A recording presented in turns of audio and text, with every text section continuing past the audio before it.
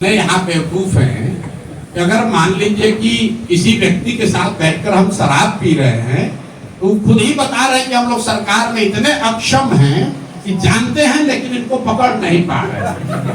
कितना बेवकूफ है ये नहीं समझ पा रहा हूं मैं। अरे भाई अपना बेवकूफी का मेडल खुद ही अपने सीने पे लगा रहे हो। आप बताइए कि शराबबंदी है और संजय जायसवाल जी को तथाकथित तौर पर यह पता है कि हम शराब पी रहे हैं। अब तो सबसे आसान यही है, हमको पकड़ लो भाई, पकड़ लो, हमको बेनकाब कर दो। राजनीतिक बंधुआ मजदूरी खत्म होगी जहां लालू के डर से मोदी और मोदी के डर से लालू को आपको वोट देना पड़ता है। जिस दिन वो बंधुआ मजदूरी खत्म रहता हो कि फॉर्मल एजुकेशन और डिग्री से आदमी बुद्धिमान नहीं होता है। बहुत पढ़ा लिखा व्यक्ति भी बेवकूफ हो सकता है। कहते हैं कि जब 75 साल का गुजरात होगा तो वो कैसा दिखेगा, वहां शिक्षा कैसे होगी, वहां उद्योग कैसा होगा, वहां कृषि कैसी होगी। इस तरह बनेगा फैक्ट्री का मालिक और बिहार का बच्चे बनेंगे फैक्ट्री में मजदूर, और मजदूरी करने के लिए आपको ट्रेन और बस दिया जाएगा, स्कूल में नहीं। दिल्ली के आरके पुरम में पैसा देकर लालू जी ने अपने बच्चे का एडमिशन कराया और वहां से आप 9वीं पास नहीं कर सके।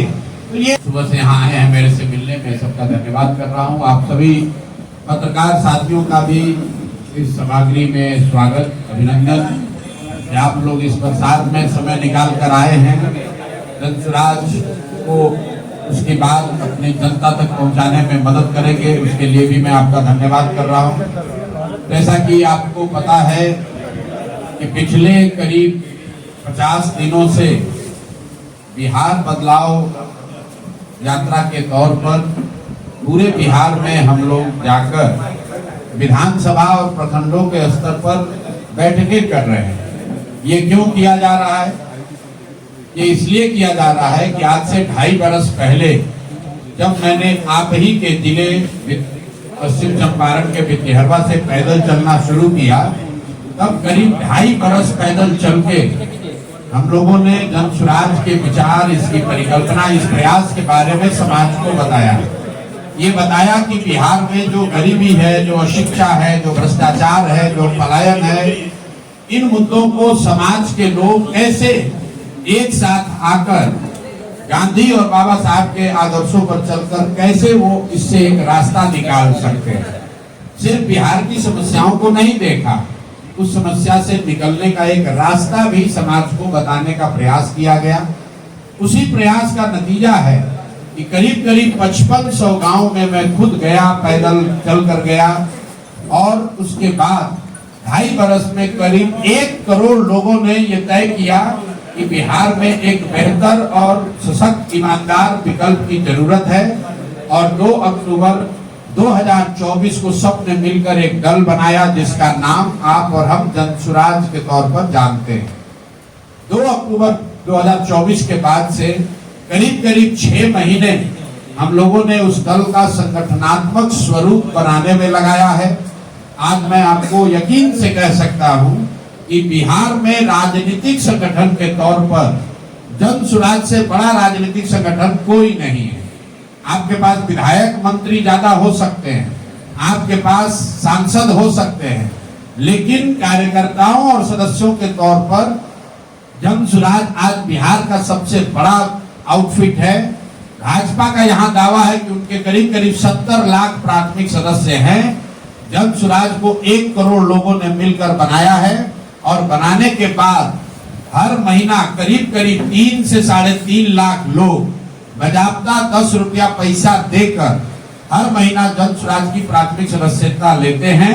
तो पिछले महीने तक करीब करीब 1.25 करोड़ बिहार के लोग जनसुराज से सीधे तौर पर जुड़े हुए हैं। दूसरी बात, जनसुराज पिछले 30-35 साल में पहला ऐसा दल होने जा रहा है जिसने घोषणा की है कि बिहार को में व्यवस्था परिवर्तन के लिए किसी भी तरह का किसी नेता, किसी दल से गठबंधन नहीं, सिर्फ और सिर्फ बिहार की जनता से गठबंधन। एक ही एजेंडा है, बिहार से पलायन बंद होना चाहिए, बिहार में शिक्षा रोजगार होना चाहिए। ये दल किसी जाति का नहीं है, किसी व्यक्ति का नहीं है, किसी परिवार का नहीं है। आपको ये दिख सकता है कि आज प्रशांत किशोर इसके अगुआ के तौर पर देख रहे हैं, लेकिन मैं आपके सामने दावे के साथ कह रहा हूं कि आप कुछ वर्षों में वो दौर भी देखेंगे जब प्रशांत किशोर से भी काबिल लड़के इसी बिहार के मिट्टी से निकलेंगे और वो प्रशांत किशोर से ज्यादा नाम, प्रतिष्ठा, इज्जत और जनता का समर्थन जन स्वराज के प्लेटफॉर्म के जरिए हासिल करेंगे। यही जन स्वराज का उद्देश्य है। बिहार में व्यवस्था परिवर्तन हो, लेकिन वो परिवर्तन किसी परिवार के द्वारा नहीं, किसी जाति, किसी व्यक्ति विशेष के द्वारा नहीं, बिहार के हर उस व्यक्ति के सामूहिक प्रयास से हो जो बिहार में एक नई राजनीतिक व्यवस्था चाहता है, जो ये चाहता है कि आने वाली पीढ़ियों को कोई बिहारी करके गाली न दे। हम लोग आपने देखा होगा पिछले 2.5 बरस में मैंने बिहार में एक चीज प्रस्थापित करने की कोशिश की है कि किसी दल का, किसी व्यक्ति का, किसी नेता का नारा नहीं लगाना है। ये बात बहुत लोगों को समझ में नहीं आती है कि मैं जय बिहार, जय जय बिहार क्यों कहलवाता हूँ। वो इसलिए कि बिहारी शब्द ही गाली बन गया। बिहारी कहे जाना अपने आप में शर्म की बात हो गई है। तो ये हम लोग का संकल्प है और हर बिहारी का ये संकल्प होना चाहिए कि जब तक बिहारी कहे जाना गौरव की बात न हो, तब तक बिहार को इस दुर्दशा में पहुंचाने वाले नेताओं का, दल का कभी हम लोग नारा नहीं लगाएंगे। उसमें प्रशांत किशोर भी शामिल है। अगर हम भी पहले सजग हुए होते, हमने भी पहले प्रयास किया होता, तो शायद बिहार की ये दुर्गति नहीं होती। इसीलिए किसी व्यक्ति, किसी दल का नारा नहीं, सिर्फ और सिर्फ अपनी धरती, अपने इस मातृभूमि का नारा लगाते हैं हम लोग।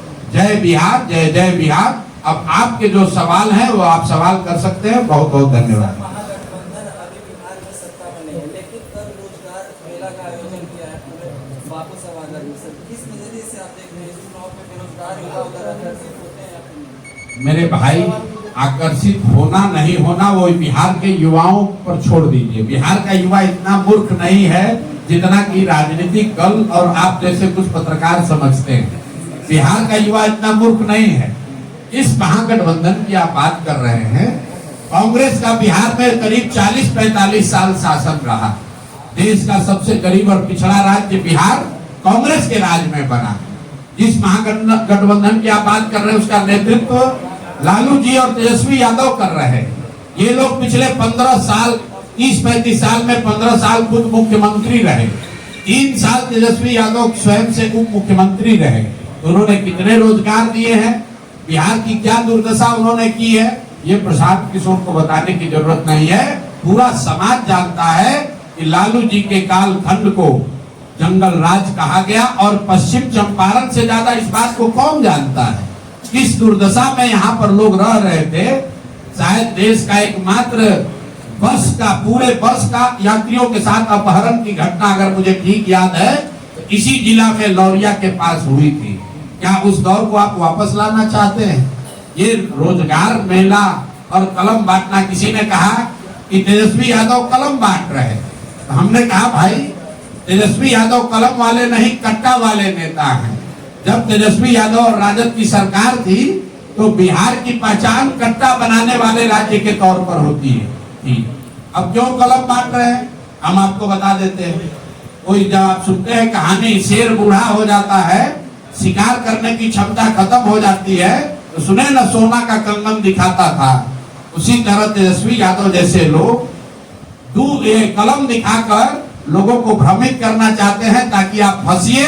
जिस दिन आपको फंसाकर सत्ता में आया तो अब उसका कैरेक्टर, चरित्र नहीं बदला है, फिर आकर आपको खाएगा ही खाएगा। फिर यहाँ आकर रंगारी, अपहरण, भ्रष्टाचार ही करेगा और जनता उसमें फंसने वाली नहीं है। जी, बहुत उसका बिल्कुल स्वागत करते हैं। आ रहे हैं, उस पे आ रहे हैं। वृद्धा पेंशन बढ़ के 1100 हुआ है, इसका स्वागत करते हैं। लेकिन आपको ये समझने की बात है कि 20 बरस से नीतीश कुमार मुख्यमंत्री हैं। उन्होंने 400 के पेंशन को कभी बढ़ाकर 410 रुपया नहीं किया। लेकिन 3 बरस ये जन स्वराज का प्रयास है। प्रशांत किशोर की ताकत नहीं है, लोगों की ताकत है। जब ये दिखा जन सत्ता के सत्ताधारियों को एक नया विकल्प आ रहा है जो ये बात कर रहा है कि 400 रुपया तो भीख से भी बदतर है, आज के जमाने में भीख से भी बदतर है। और जन सुराज की अगर व्यवस्था बनेगी तो 2000 रुपया किया जाएगा। उसके बाद राजद ने घोषणा की कि हम लोग आएंगे तो 1500 करेंगे। और नीतीश कुमार और एनडीए की सरकार इतना घबराई है, भाजपाई और जदयू, इन्होंने घबराहट में 1100 किया है। लेकिन ये बहुत अच्छी बात है, श्रेय किसी को मिले, लोगों का फायदा होना चाहिए। हम लोग के लिए सबसे बड़ी बात क्या है, बिना कोई एक चुनाव लड़े हुए बिहार के लाखों लोगों का पेंशन अगर हम लोग बढ़वा के 400 से 1100 कर दिए, यही तो राजनीति है। हम लोग रोज बताते हैं कि हमारे लिए राजनीति सिर्फ एमएलए एमपी बनना नहीं है। हम लोग यहाँ पर चुनाव लड़ने जीतने सिर्फ नहीं आए हैं। चुनाव राजनीति का एक छोटा पहलू है। राजनीति समाज की आवाज बनना भी है। राजनीति जो समाज में दबा कुचला है उसके हाथ पकड़ना भी है। राजनीति उन व्यक्तियों की मदद करना भी है जिनको समाज ने पीछे छोड़ दिया है। तो प्रशांत किशोर को एमएलए नहीं बनने की जरूरत है। और यही बात तो हम लोग गांव-गांव बता रहे हैं कि बिहार का सुधार जन सुराज के आने से नहीं होगा। बिहार का सुधार उस दिन होगा जिस दिन बिहार के लोगों की बिहार में सुधार होगा ही होगा। हमने मन से कहा, आपको भी कह देते हैं, जन सुराज आ जाएगा तो कोई गारंटी नहीं है कि जन सुराज का सब आदमी अच्छा ही होगा। अगर जन सुराज का आदमी भी आता है, उसके भी मन में ये डर होना चाहिए कि अगर हम जनता का काम नहीं करेंगे, जनता हमको हटा देगी, तभी बिहार की तरक्की होगी। हमने आगे बढ़कर कहा कि अगर जन सुराज से भी किसी गलत व्यक्ति को टिकट मिल जाए, उसको भी आप लोग वोट मत दीजिए। हर हालत में बिहार में अच्छे आदमी जीतने चाहिए, अच्छे नेता जीतना चाहिए। जन सुराज जीते या न जीते, जिस दल से भी अच्छा आदमी खड़ा है उसकी आप लोग मदद कीजिए, उसको जिताइए। जन सुराज से अगर अच्छा कैंडिडेट नहीं है तो उसको भी हराइए। ये ताकत सिर्फ जन सुराज की है। हम ही लोग ये बात कह रहे हैं कि अगर जन सुराज का कैंडिडेट अच्छा नहीं है, उससे बढ़िया कोई आदमी खड़ा है, आप लोग उसको वोट दीजिए।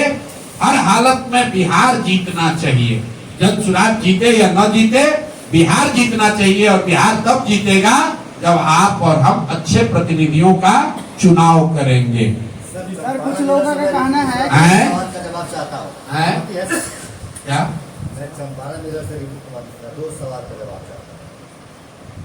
आप कहते हैं तेजस्वी यादव 9वीं फेल है, उनको मुख्यमंत्री बनने की काबिलियत नहीं। दूसरी बात मैंने नहीं कही, ये आपका शब्द है।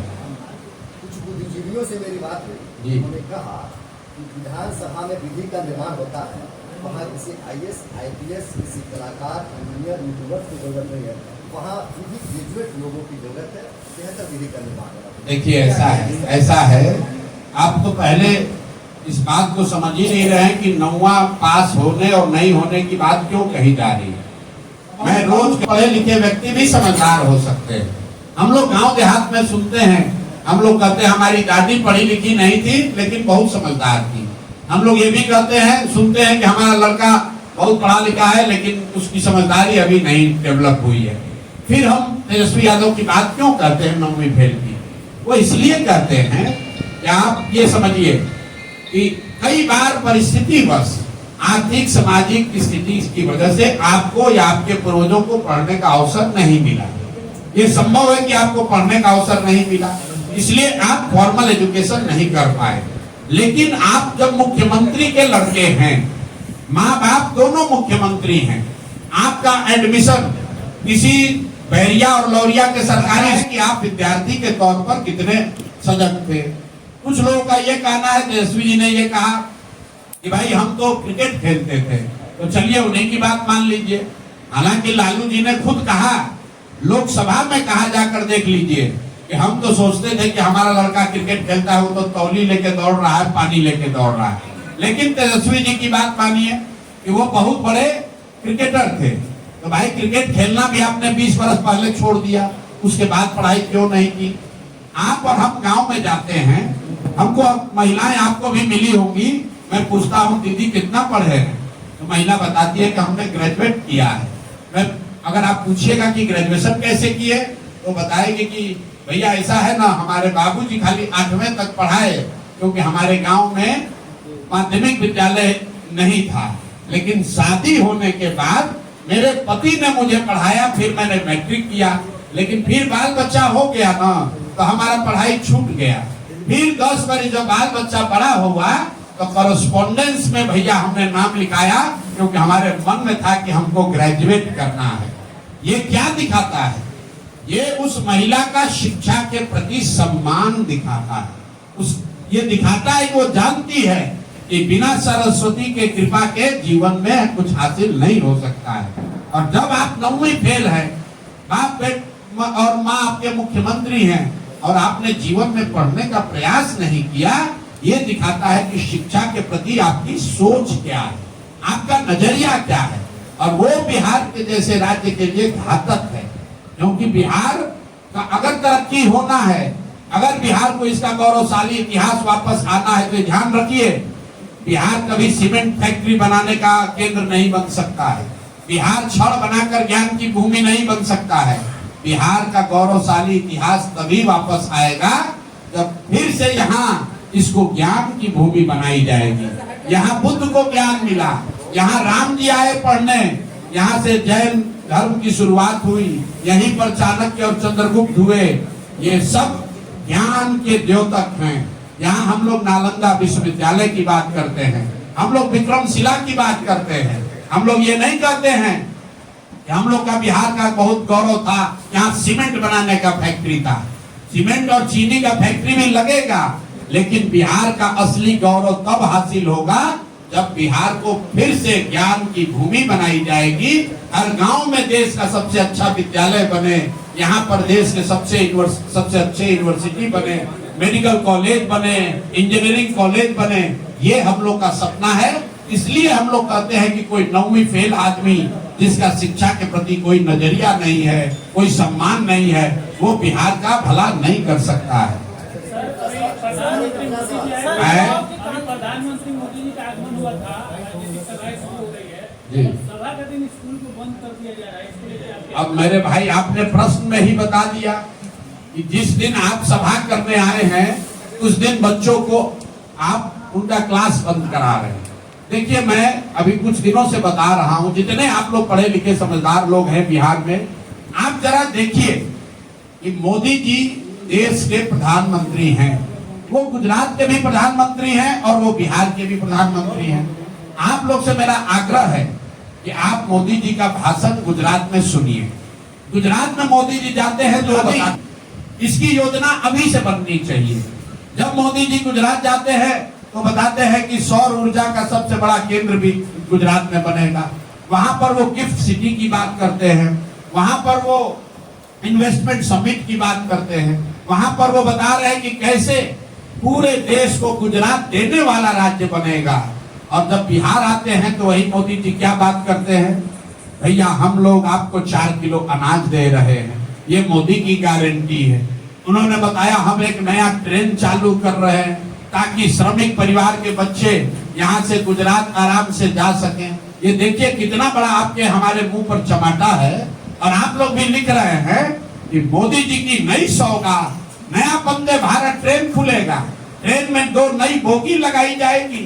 अरे बाप रे, मतलब आप समझिए मोदी जी आपके मुंह पर कह रहे हैं कि तुम्हारे बच्चे कभी बिहार में फैक्ट्री नौकरी रोजगार नहीं करेंगे, वो जीवन भर यहाँ से ट्रेन में जानवरों की तरह बैठकर गुजरात जाएंगे नौकरी करने। तो गुजरात का हम उस पर ताली बजा रहे हैं। मोदी जी का भाषण सुनिए, उन्होंने कहा रेल मंत्री ने बहुत बड़ी घोषणा की है। आप सोचिएगा क्या घोषणा हो रहा है। मोदी जी ने कहा कि अब से अनारक्षित अनरिजर्व 2 बोगी एक्स्ट्रा लगेगा ट्रेन में, और उसका सबसे ज्यादा लाभ बिहार के लोगों को होगा, क्योंकि बिहार का आदमी अंतिम समय में भी लटक कर चला जाएगा। ये मोदी जी के शब्द है। आप बताइए हम लोग का औकात क्या है। गुजरात का आदमी चलेगा 1 लाख करोड़ के बुलेट ट्रेन पर, अब बिहार के आदमी को कह रहे हो कि पहले से जो ट्रेन चल रही है उसमें 2 गो अनरिजर्व बोगी लगेगा। ये आपके लिए सौगात है और आप और हम इसकी चर्चा कर रहे हैं। आप बताइए 4 किलो अनाज पूरा देश में हम ही लोग को मिल रहा है। भाई 80 करोड़ लोगों को 5 किलो अनाज देने की योजना चल रही है, लेकिन मोदी जी का भाषण हमको आप सुनाइए। मैं चुनौती दे रहा हूं, कभी गुजरात में मोदी जी ने अगर ये कहा हो कि तुमको 5 किलो अनाज दे रहे हैं इसलिए वोट दो, लेकिन बिहार में आकर मोदी जी कहते हैं कि आपको 5 किलो अनाज मिल रहा है। बिहार में आते कहते हैं कुर्मी मेरा परिवार है, कुशवाहा मेरा परिवार है, यादव मेरा परिवार है, पंडित मेरा परिवार है। कौन जातिवाद फैला रहा है? आप कह रहे हो कि लालू यादव जातिवाद कर रहे हैं, लालू यादव अकेले कर रहे हैं।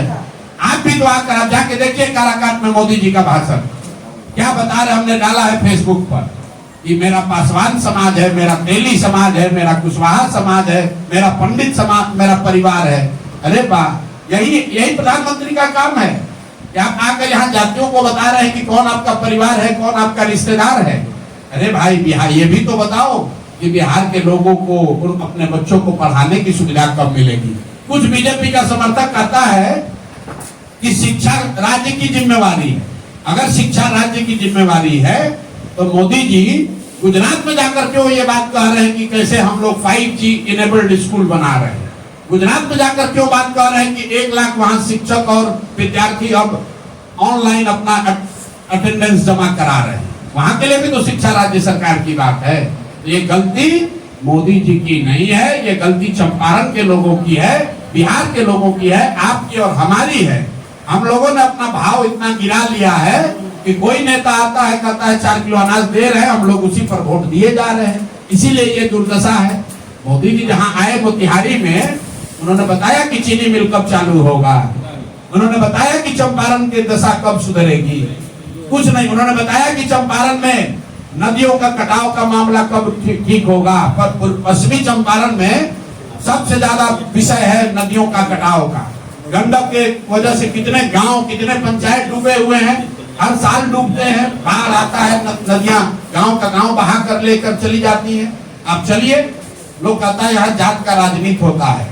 आप चलिए हमारे साथ जोगापट्टी, आप चलिए चौमुखा, यहाँ का सबसे बड़ा गांव है, आप में से कुछ लोग जानते होंगे। 20,000 से ज्यादा यादव समाज के लोग वहां रहते हैं।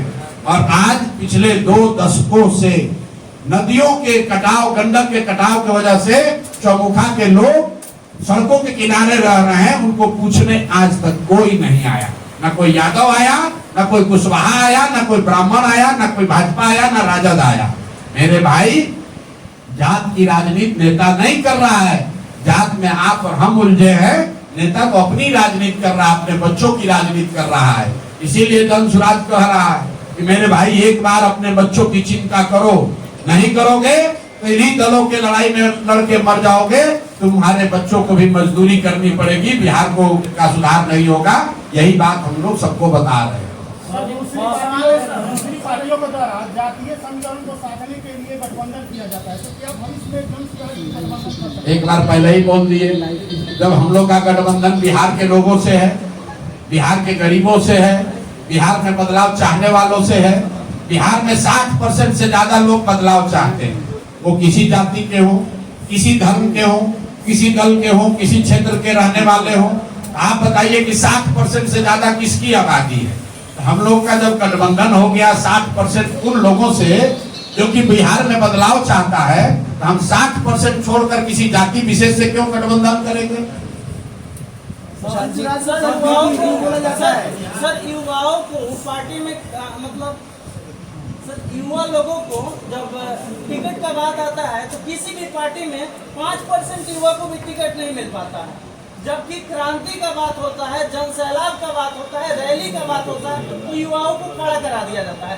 इस बार 2025 में जन सुराज पार्टी से कितने % युवाओं को सर टिकट? कोई युवा का रिजर्वेशन नहीं है। बिहार में जन सुराज से काबिल लोगों को, सही लोगों को टिकट मिलेगा। वो आदमी युवा हो या बुजुर्ग हो, महिला हो या पुरुष हो। हम लोग काबिल लोगों को आगे बढ़ाना चाहते हैं। और मैं ऐसा समझता हूँ कि युवाओं को यहाँ टिकट पाने के लिए रिजर्वेशन की जरूरत नहीं है। सिर्फ इस बात की जरूरत है कि पैसे और जाति के आधार पर उनके पिताजी क्या करते हैं, इस आधार पर उनके साथ डिस्क्रिमिनेशन न हो। क्योंकि बिहार में पिछले 30 वर्ष में सिर्फ और सिर्फ 1250 परिवार के लोग ही MP विधायक बने हैं। इस बात को याद रखिए। सभी दलों में 30 वर्ष में जो भी विधायक बना, मंत्री बना, सांसद बना, वो सिर्फ 1250 परिवार के लोग ही बने हैं। हम लोग को लगता है कि खाली लालू जी का एक परिवारवाद है, ऐसी बात नहीं है। हर जगह परिवारवाद है। हर क्षेत्र में 4-5 परिवार हैं, वही घूम फिर के राजनीति करते हैं। उन्हीं के बच्चे सांसद विधायक बनते हैं। उसी को तोड़ने के अभियान का नाम है जनसुराज, क्योंकि यहाँ पर आपके बाबूजी विधायक हैं कि नहीं इसका कोई चिंता नहीं है, आपके पास पैसा कितना है इसकी चिंता नहीं है, लेकिन अगर बिहार को सुधारने का जज्बा है, काबिलियत है, तो आपको जनसुराज में जगह मिलेगी और जनसुराज आपकी मदद भी करेगा। इसीलिए आप देख रहे हैं कि इतनी बड़ी संख्या में लोग जनसुराज से जुड़ रहे हैं। जन सुराज से इतनी बड़ी संख्या में लोग जुड़ रहे हैं, वो टिकट की अपेक्षाएं पे जुड़ रहे हैं जी। तो अभी तक जन सुराज जो है टिकट का कोई क्लियरेंस नहीं किया है और इतनी बड़ी संख्या में लोग जुड़ते जा रहे हैं। क्या आपको नहीं लगता है कि आगे चल के ये मतभेद पैदा कर सकते हैं? क्या मतभेद पैदा होगा? मान लीजिए कि बिहार देश में सिविल सर्विसेज का एग्जाम होता है, तो जो लोग कलेक्टर बनना चाहते हैं, जो एसपी बनना चाहता है, आईपीएस आईएएस बनना चाहता है, लाखों बच्चे देश के हैं जो तैयारी करते हैं, फॉर्म भरते हैं। उसमें जो सबसे काबिल व्यक्ति होता है वो आईएएस आईपीएस बनता है, जो काबिल नहीं होता है वो उसके नीचे का ट्राई करता है। आपसे यूपीएससी नहीं क्लियर होगा तो आप बीपीएससी ट्राई कीजिएगा, बीपीएससी नहीं क्लियर होगा तो कोई क्लर्कियल एग्जाम दीजिएगा, उससे भी नहीं होगा तो टीचर वाला में जाकर एग्जाम दीजिएगा। तो भाई सबको प्रयास करने का अवसर है, यही तो लोकतंत्र है। जो उसमें सबसे काबिल होगा वो 243 लोग विधायक लड़ेंगे, जो बच जाएंगे कल वो 1200 लोग जिला परिषद लड़ेंगे, उससे भी लोग बच जाएंगे तो 8500 मुखिया और 8500 सरपंच लड़ेंगे, उससे भी नीचे के लोग होंगे वो वार्ड सदस्य लड़ेंगे। हमने कहा है कि बिहार से विधायक बदलने से नहीं सुधरेगा, मुख्यमंत्री मंत्री बदलने से नहीं सुधरेगा। बिहार तब सुधरेगा जब 5-7 हजार अच्छे लोग मुखिया बनेंगे, जब 20-25-50 हजार लोग अच्छे लोग वार्ड सदस्य बनेंगे। तो जनसुराज में सबकी जगह है। कोशिश होगी कि जिसमें भी जो क्षमता है उसकी क्षमता के अनुसार और समाज में स्वीकार्यता के हिसाब से उसको वो मौका दिया जाए ताकि वो आगे बढ़कर समाज में कुछ कर सके। प्रशांत सर, पहली बात कल काबिलियत का परिभाषा ये है जिसके साथ जनता खड़ी है वो काबिल है। कल स्थानीय सांसद जी ने आपके बारे में अच्छी बात है। जो महिला फार्म भर रही हैं उसको आप लोग भी बताइए कि माई बहन योजना लागू करने वाले दल जो हैं, पहले हैं तेजस्वी यादव। तो तेजस्वी यादव को तो ज्यादा कुछ समझ है नहीं, आप लोग जरा उनके लिए गणना करके बता दीजिए कि बिहार में 6 करोड़ महिलाएं रहती हैं। अगर उसमें 1-1.5 करोड़ जो नाबालिग महिला है, बच्ची है, उसको अगर हटा भी दें, 4.5 करोड़ 5 करोड़ महिलाओं को अगर आप 2,500 रुपया हर महीना देंगे तो साल में 1,50,000 करोड़ से ज्यादा पैसा लगेगा। बिहार सरकार का ये बजट ही नहीं है। तो भैया जो बजट नहीं है तो कैसे, मतलब आपके जेब में है 100 रुपया और आप कह रहे हैं कि हम 200 रुपया का सामान खरीदेंगे, तो दुकान वाला क्या कहेगा? 2 थप्पड़ मार के भगा देगा कि भैया जब पैसा होगा तब आना। लेकिन एक गंभीर बात समझिए, कांग्रेस वाले भी इसमें शामिल हैं। तो हमने एक चुनौती दी है देश में अपने आप को बहुत बड़े अर्थशास्त्री समझने वाले और हैं भी, पी चिदम्बरम जी को, कांग्रेस को पी चिदम्बरम को बिहार में लाना चाहिए और चिदम्बरम जी आकर बिहार के लोगों को ये समझा दें कि कैसे बिहार के बजट से, बिहार के संसाधन से बिहार में सभी महिलाओं को 2,500 रुपया महीना दिया जा सकता है। अगर पी चिदम्बरम इस बात को समझा देंगे तो मैं इसको सहर्ष स्वीकार कर लूंगा और माई बहन योजना का समर्थन भी करूंगा। लेकिन पी चिदम्बरम आकर बिहार में कांग्रेस की ओर से ये समझा दें कि 2,500 रुपया प्रति माह के हिसाब से अगर बिहार की महिलाओं को पैसा दिया जाएगा तो कैसे दिया जाएगा। साथ ही महोदय को खाली एक ही बात बताना है, राहुल गांधी भी रोज रोज आ रहे हैं, आप लोग जरा पूछिए कि अक्सर आप बिहार की महिलाओं पर इतना काहे फोकस है? कर्नाटक में आपकी सरकार है, तेलंगाना और हिमाचल में भी कांग्रेस की सरकार है। अगर आप इतना ही ज्ञानी हैं तो कर्नाटक, तेलंगाना और हिमाचल तीनों राज्य बिहार से ज्यादा धनी राज्य हैं, तो वहां पर महिलाओं को 2,500 रुपया आप क्यों नहीं दे रहे हो भाई? ये तो यक्ष प्रश्न है भाई। कर्नाटक में महिलाओं को 2,500 रुपया क्यों नहीं दिया जा रहा है? तेलंगाना में क्यों नहीं दे रहे हो, हिमाचल में क्यों नहीं दे रहे हो, बिहार में क्यों ये घोषणा कर रहे हो?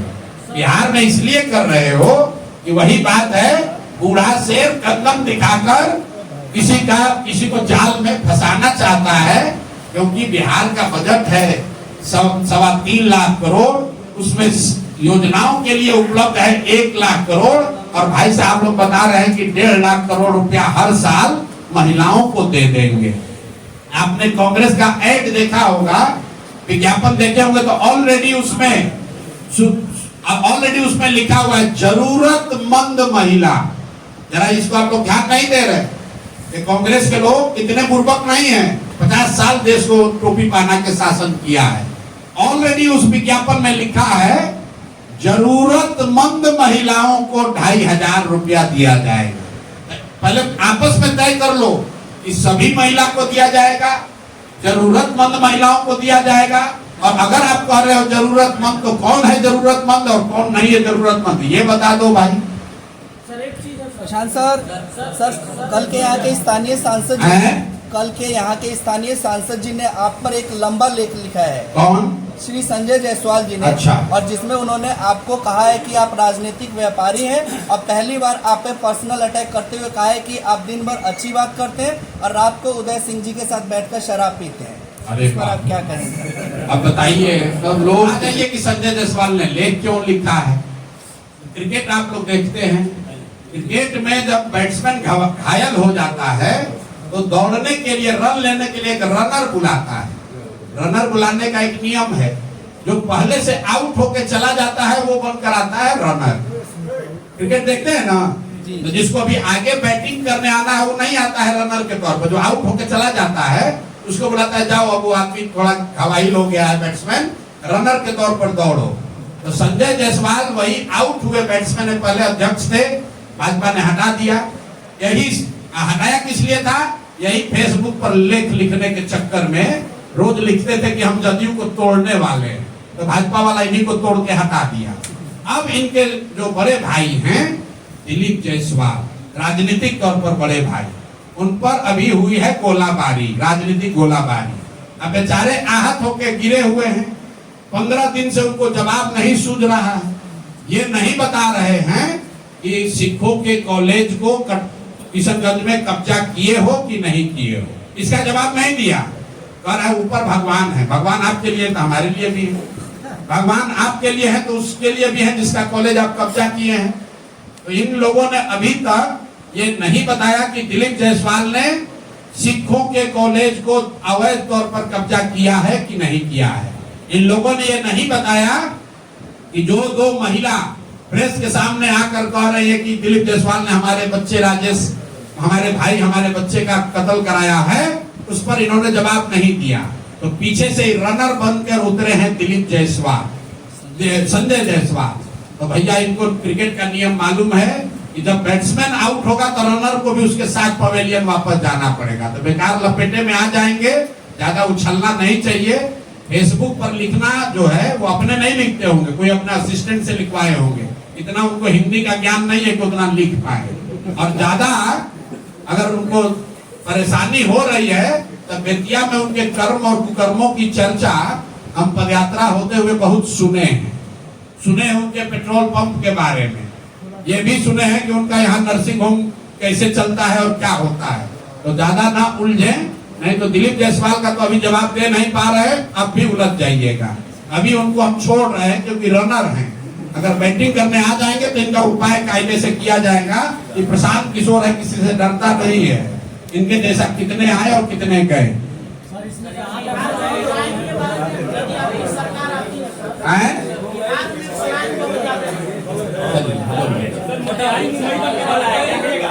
मुझे सुन लीजिए, ये अच्छा सवाल है। मोतिहारी मुंबई बनने वाला है। अब मोदी जी ने घोषणा की तो कैसे किया है, इसके पीछे आधार क्या है, जरा इसको ध्यान से सुनिए। मोतिहारी मुंबई बनेगा तो एम से मोतिहारी, एम से मुंबई। संथाल परगना सूरत बनेगा, एस से संथाल परगना, एस से सूरत। पटना पुणे बनेगा, पी से पटना, पी से पुणे। तो भैया तुकबंदी करने के लिए जो समझ में आया वही बोल दिया।